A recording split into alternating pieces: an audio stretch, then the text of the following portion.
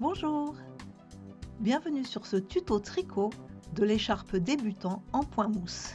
Pour réaliser cet incontournable, vous aurez besoin d'aiguille numéro 10, circulaire ou droite, de 3 pelotes de fil à tricoter numéro 10, ici la Rico Design Creative Twist, d'une aiguille à coudre la laine, d'une paire de ciseaux et de votre diagramme que vous trouverez en téléchargement gratuit sur mon blog. Le lien est dans la description. Voici la marche à suivre. Nous allons commencer par monter 20 mailles, puis nous allons tricoter 234 rangs au point mousse. Et nous terminerons en rabattant le 235e rang. Une petite présentation de la laine et des aiguilles. Je vais travailler dans ce tutoriel avec des aiguilles en bois, circulaires, mais que je vais utiliser en aller-retour. J'ai choisi cette laine très épaisse afin que votre première écharpe monte vite et que vous en ayez de la satisfaction le plus rapidement possible. De la marque Rico Design, c'est la série Creative Twist. Une pelote de 100 grammes mesure 75 mètres. Attention, c'est une laine qu'il faut laver à la main car elle est composée en partie d'alpaga et en partie d'acrylique. Comme sur toutes les pelotes, il est précisé de quelle taille vous devez choisir votre crochet ou vos aiguilles. Il est également précisé combien de mailles et de rangs vous devez réaliser pour obtenir un carré de 10 cm sur 10. Nous n'allons pas nous servir de cette information aujourd'hui, mais gardez-la dans un coin de votre tête. Attention, j'ai acheté cette laine sur un coup de cœur en boutique et j'ai réalisé ensuite que c'était une fin de série. On peut encore en trouver, mais peut-être que ça ne durera pas longtemps. Je vous donnerai sur mon blog une solution alternative. Commençons. Montons tout d'abord 20 mailles. Nous démarrons avec un nœud coulant, fil perdu à gauche, fil de pelote à droite. Nous enroulons le fil autour de nos doigts pour créer une boucle. Nous prenons notre aiguille et nous allons récupérer au travers de la boucle le fil de pelote. Ensuite, nous serrons. Ce nœud coulant tiendra lieu de première maille. Ensuite, toujours fil perdu à gauche et fil de pelote à droite, on enroule le fil autour de ses doigts, on passe l'aiguille contre le pouce et l'index, on enroule le fil de pelote autour de l'aiguille et on repasse le fil perdu au-dessus du fil de pelote et du nez de l'aiguille. Et on recommence.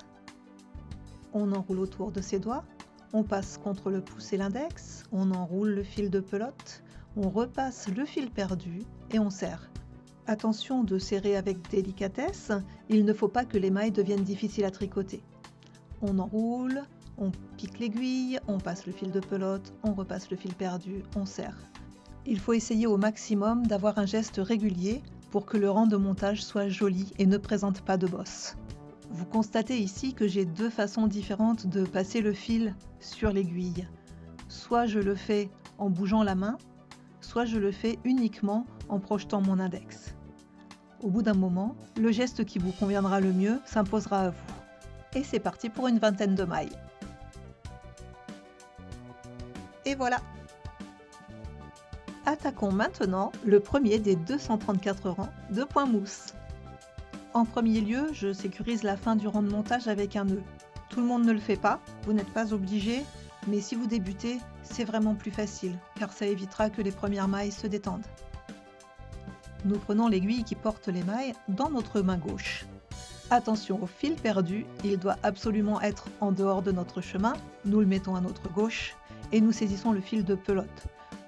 Cela nous évitera de tricoter par erreur le fil perdu et de devoir recommencer tout le travail. Ça m'est arrivé au moins 3 fois lors des 6 dernières semaines. Pour tricoter les mailles à l'endroit, nous piquons l'aiguille de droite de l'avant vers l'arrière dans la première maille de l'aiguille de gauche. Puis nous enroulons le fil de pelote autour de l'aiguille de droite et délicatement, avec la pointe de l'aiguille, nous faisons passer le fil de pelote au travers de la maille que nous avons piquée et une fois que c'est fait, nous la libérons. La première maille du premier rang est maintenant sur l'aiguille de droite. Et nous recommençons. On pique de l'avant vers l'arrière, on passe le fil de pelote par-dessus l'aiguille de droite, on fait passer le fil au travers de la maille que l'on vient de piquer et on libère. Comme vous pouvez le voir, j'ai tendance à utiliser l'extrême pointe des aiguilles car après le rang de montage, la laine est tendue. Mais Il ne faut pas continuer ainsi. Le plus possible, il faut tricoter ces mailles à l'endroit le plus large de l'aiguille, juste après la pointe. Voilà, comme ceci. On peut s'aider de ses doigts pour faire bouger les aiguilles et libérer les mailles. Toutefois, il faut quand même faire attention à ne pas se faire mal. Là, ce sont des grosses aiguilles, ça va. Sur des aiguilles très très fines, on peut avoir des surprises. Et on continue le rang jusqu'à la fin. La bonne nouvelle, c'est que jusqu'à la fin de votre écharpe, vous ferez uniquement des mailles à l'endroit. Il y aura juste le rang de rabattage, où il faudra apprendre une nouvelle technique, mais elle vous paraîtra certainement facile. Maille après maille, nous allons jusqu'à la fin du premier rang. Ne vous inquiétez pas si ça vous paraît difficile. Le premier rang est toujours serré, c'est normal. Vous verrez qu'au fur et à mesure de votre travail, tout deviendra plus facile et votre geste sera de plus en plus automatique.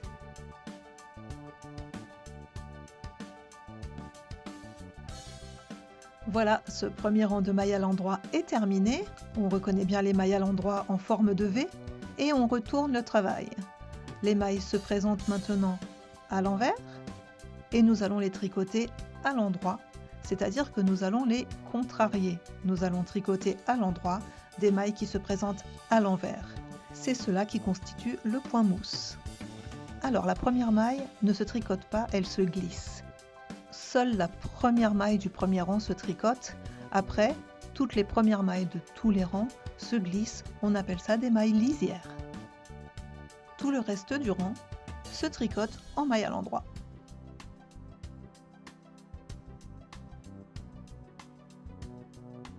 Nous commençons déjà à voir le motif apparaître. On retourne à nouveau le travail et c'est reparti. Un bon moyen de se repérer, c'est l'endroit où est le fil perdu.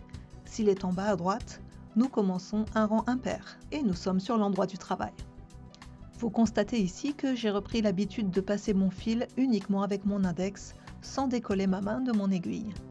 À vous de voir si vous avez envie d'essayer ou si vous préférez décoller votre main de votre aiguille. C'est à vous maintenant, je vous laisse continuer votre écharpe jusqu'à arriver à la fin de la première pelote. Au rang 78, nous arrivons à la fin de la première pelote. Rassurez-vous, si pour vous c'est le rang 77 ou le rang 79, cela dépend en fait de votre tension lorsque vous travaillez et c'est totalement propre à chacun. Si à la fin du tricot vous avez 3 rangs en moins ou 3 rangs en plus, ça n'aura pas de conséquences sur une longueur totale d'1,50 m. Reprenons. Lorsque vous arrivez à la fin de votre pelote, ne commencez pas un nouveau rang avec ce qu'il vous reste de fil. Nous ne souhaitons pas avoir le nœud de jonction entre les deux pelotes au milieu du rang. Nous allons au contraire rentrer les fils le long de la lisière quand le travail sera fini. Pour ajouter la seconde pelote, nous prenons l'extrémité de son fil et nous allons faire un nœud autour du fil de la première pelote.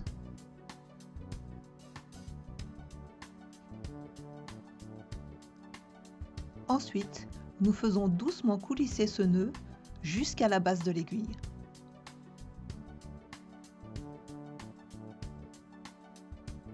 Comme ceci. Nous pouvons maintenant couper le fil afin qu'il ne nous gêne pas quand nous travaillons et reprendre notre tricot comme si de rien n'était. On reprend le fil de pelote sans l'emmêler avec les deux extrémités de fil qui restent. On fait la maille lisière et on tricote la première maille.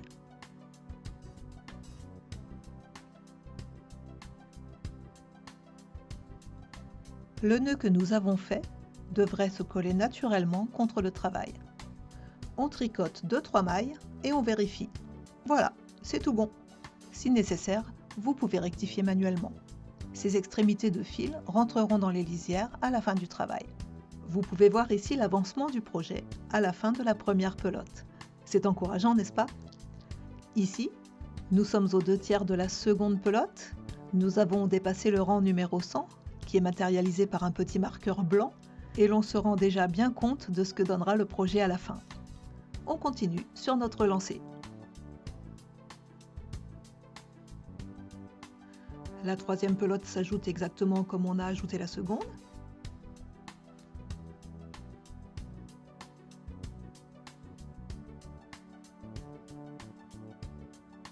Et nous nous arrivons enfin à la fin de notre écharpe. Il est temps de rabattre les mailles, je vais vous montrer. Vous glissez la première maille, vous tricotez la seconde maille, à l'endroit normalement, et avec la pointe de l'aiguille de gauche, vous allez récupérer la première maille et la faire passer par-dessus la seconde, celle que vous venez de tricoter. Et ça y est, vous avez rabattu une maille. Et vous allez faire comme ça pour les 20 mailles de ce rang de rabattage. Vous tricotez la maille suivante et vous rabattez la maille qui était en attente sur l'aiguille de droite. Et ainsi de suite. Vous travaillez toujours 2 mailles à la fois. Faites bien attention lorsque vous rabattez à ne pas trop serrer vos mailles car cette technique n'est pas une technique élastique. Si vous serriez trop vos mailles de rabattage, la fin de votre écharpe serait toute rétrécie. Ce serait dommage, non?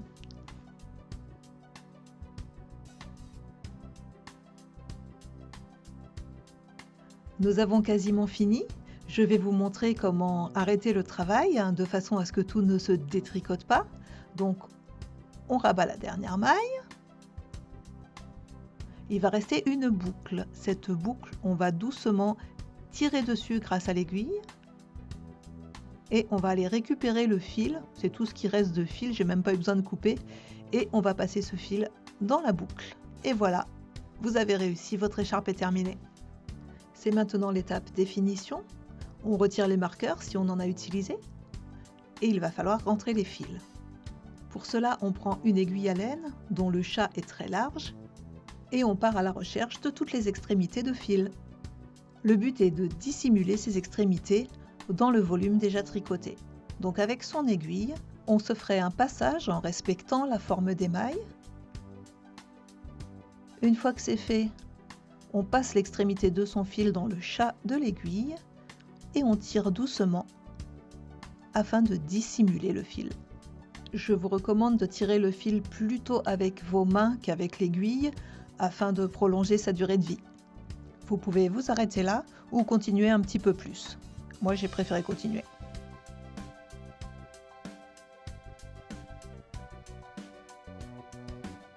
Une fois l'opération effectuée, vous tirez un peu sur votre écharpe, vous coupez ce qui dépasse et on ne voit plus rien. Il faut maintenant répéter la manœuvre sur les côtés et à l'autre extrémité de l'écharpe, à chaque fois en utilisant le volume des mailles. Et vous faites ça jusqu'à ce que votre magnifique écharpe soit prête à être portée. Et voilà!